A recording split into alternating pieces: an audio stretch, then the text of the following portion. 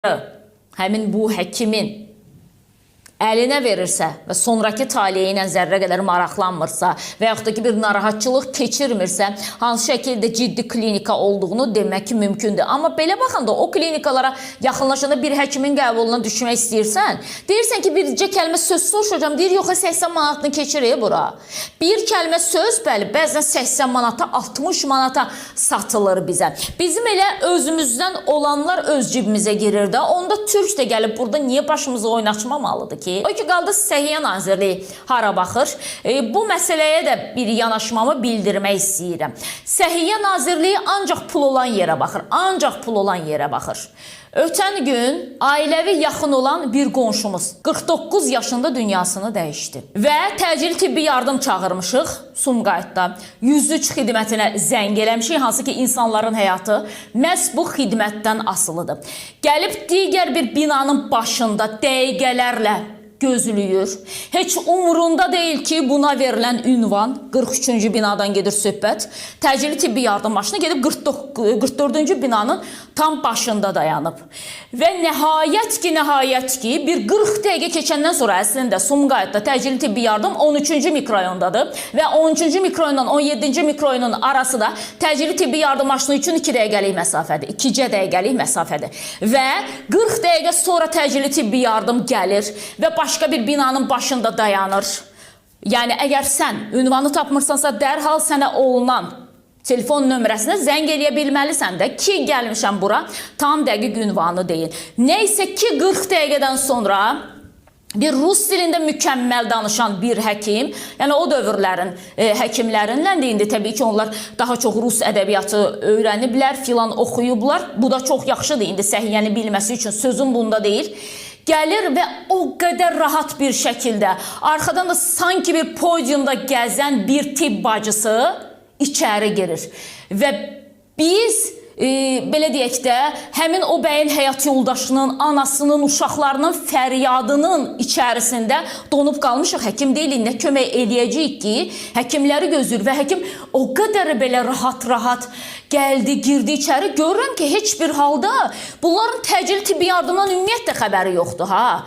O qədər biabırçıdır ki, bugün Azərbaycan səhiyyəsi, təcili tibbi yardım o qədər bərbad fəaliyyət göstərir ki, mən gözümün şahidiyəm. Sadəcə o məqamda özümə çox ayıb bildim ki, həmin həkimin və həmin tibb bacısının o belə asta-asta gəlişini bir çəkilin görüm, xəstəyə nə olub filan tavırlarını, yenə deyirəm, özüm üçün ayıb bildim ki, 49 yaşlı birisi can verir və mən həmin məqamı işıqlandırım ki, budur bizim səhiyyəmiz, budur bizim təcili tibbi yardım xidmətimiz ki, bir gənc 40 dəqiqə ölüm-dirim savaşı apardı. 49 yaşında birisi, yəni yaşlı birisi deyil idi. Onun həyatda yaşamaq imkanı olardı ki, bizim təcili tibbi yardımı, özünü xidməti, özünü yelliyə gəlməməsəydi. Və nəhayət ki, mən özümü saxlaya bilməm. Deyirəm, həkim bəlkə bir az cəldi olaq, bəlkə bir az tərpənək də, biraz əldən diri olaq axı.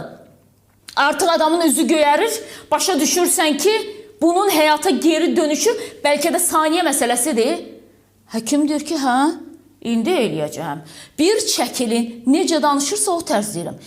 Bir çəkilin, bir mən xəstə ilə ünsiyyətdə olmalıyam. Xəstə koma vəziyyətində, ümumiyyətlə huş özündə deyil, tamamilə düzdür. Sonra ona belə bir diaqnoz qoydu həkim ki, beyinə işləyib birbaş tromb və ona görə də nitq qabiliyyəti itib tamamilə özündə deyil filan.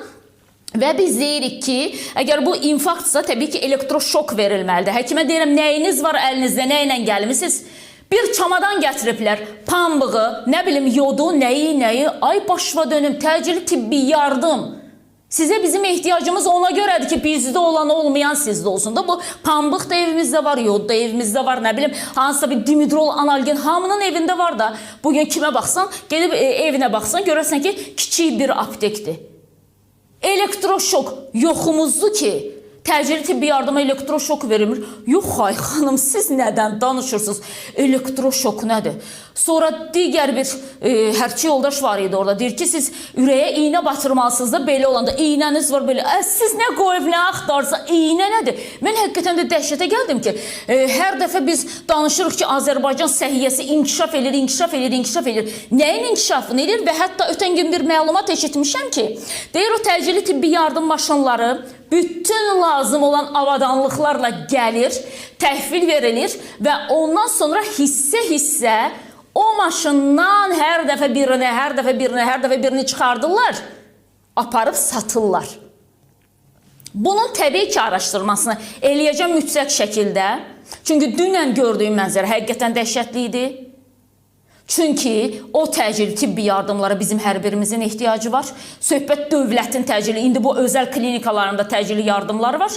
O məsələyə toxunmuram, amma özəl klinikalar xaric, dövlətin təcili tibbi yardımları var ki, heç zərrə qədər umurlarında deyil. Bunu tam məsuliyyətimdən deyirəm, çünki ötən gün gözümün şahidiyəm.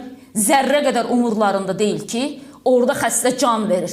Elektroşokun yoxdur, ürəyə batırmaq üçün iynən yoxdur. Lazım olan sənin avadanlığın yoxdur, o zaman niyə gəlirsən ki? İnsanlar səni ona görə çağırır ki, kimisə ölən birisini. Heç olmasa bu yoldan qaytara biləsən də. Axı siz ona görə həkimsiz ki, bizim eləyə bilmədiklərimizi siz eləyirsiniz. Və həkim gəldi, kənarda dayandı. Mənə siz xəstənin nəyi siz deyirəm ki, qonşuyuq və biz bir ailə kimiyik ki, orada artıq çox gecdir. Mən belə şeylər çox görmüşəm. Artıq çox gecdir. Sonra düşüb aşağıda mənə deyir ki, siz tanınan jurnalistsiniz. Siz bilməlisiniz ki, bizim elektroşok verməyə ixtiyarımız yoxdur. Mənim atam da infarktdan dünyasını dəyişib və son anda ona elektroşok vermişdilər ki, artıq dünyasını dəyişməyə ərəfəsindədir. Ən son müdaxilə elektroşok ona vermişdilər. Çünki mən bilirəm ki, bunu etmək mümkündür. Deyir, yox, burada tromb ürəkdə olma məsələsi deyil. Burada beyində olma məsələsidir ki, beyinə düşüb tromb. Trombovaya invaliya dedi, nə dedi, nəsə belə bir şey dedi həkim. Deyir, sizə belə qəribə gələ bilər, amma mən o qədər çox görürəm. Mən dedi, zamanında hərbi həkim filan işləmişəm. Dedim, baxın, həkim olmaq olar. Amma bir də insan olmalıdır o həkimin içərisində. Əgər sən qarşında bir ailənin fəryadına bu qədər soyuqqanlı yanaşırsansa, o yoxumdur, bu yoxumdur, bu yoxumdur, o zaman təcili tibbi yardım adını sökün, öz fəaliyyət dərnəyi yazın ora. Biz də bilək ki, təcili tibbi yardım Azərbaycanda öz fəaliyyət dərnəyidir. Kim kimi istəyir, hansı medsestranı istəyir götürür və yaxud da ki, kim hansı həkimlə getmək istəyir və yaxud da ki, sürücü ilə getmək istəyir, oturur təcili tibbi yardım avtomobilinə yola düşür. Bu insanlara özümüzü biz etibar eləyirik. Və bugün xəstələrin böyük əksəriyyəti, xəstəxanaların böyük əksəriyyətinə sağlam girirsən, sən xəstə çıxardırlar. Xərçəngin X hərfi səndə yoxdur, xərçəng diaqnozu qoyurlar. Gedib başqa ölkədə yoxlanırsan, gülürlər ki, nə xərçəng? Səndə xərçəng var. Yəni insanı psixoloji cəhətdən məhv eləyir bugün bəzi dırnaq arası həkimlər və bir də ki, bu hospitallar bayaq saydıq adını ki, hansısa bir türk heç bir yerə qutarmayan gəlib burada ayda 40 min, 50 min, sonra da nə bilim 500 min pul qazanır. Yenə də deyirəm, ona görə qazanır ki, biz hələ də özümüzə hörməti hiss eləməmişik. Və bu təcili tibbi yardım maşınlarla bağlı elə bizi izləyən burada səhiyyədə işləyənlər də var. Əgər belə bir faktlarınız varsa, çox xahiş edirəm, mütləq bizə göndərin. İşıqlandıraq görək, bu ölkə üçün alınan, səhiyyə üçün alınan, bu təbib, o qədər səhiyyə qurumları var ki, təbib gələndə dedik ki, vəssalam da, dünya düzəldi, təbib gəldi, hər şeyin daha da zibili çıxdı. Yəni, saymaqla bitmir bu səhiyyə qurumlarının adını.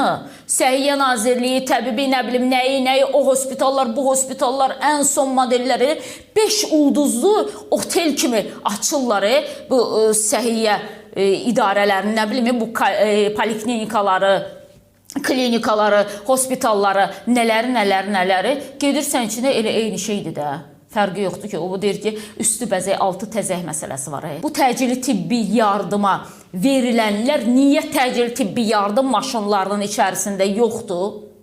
Bununla bağlı çox xahiş edirəm. Kimdəsə faktlar varsa, Yönləndirsinlər bizə və biz bunu işıqlandıraq. Bugün bir çox insanın həyatı, bəli, məhz elə o təcili tibbi yardımda gələn həkimlərin etdikləri davranışlardan asılıdır ki, belə asta-asta gəlmək, az qalırsan ki, həkimin arxasına itələyəsən ki, axı sən təcili, sözünə diqqət eləməlisən də təcili tibbi yardımdır. Elə böyle yellənə gəlmək olsa, elə küçədən də kimisə tutub gətirərsən də və bugün həkim həqiqətən də bəziləri var ki, özlərini, nə bilim, necə aparırlar. İndi deyəcəm, bəlkə də düzgün anlaşılmayacaq.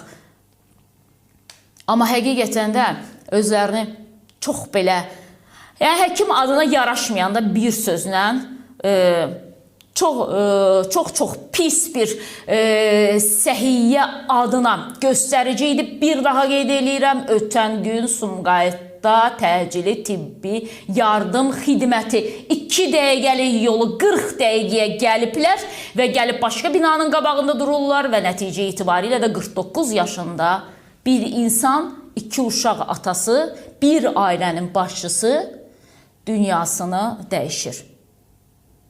Belə səhiyyə, belə təbib və belə təcili xidmət olmur.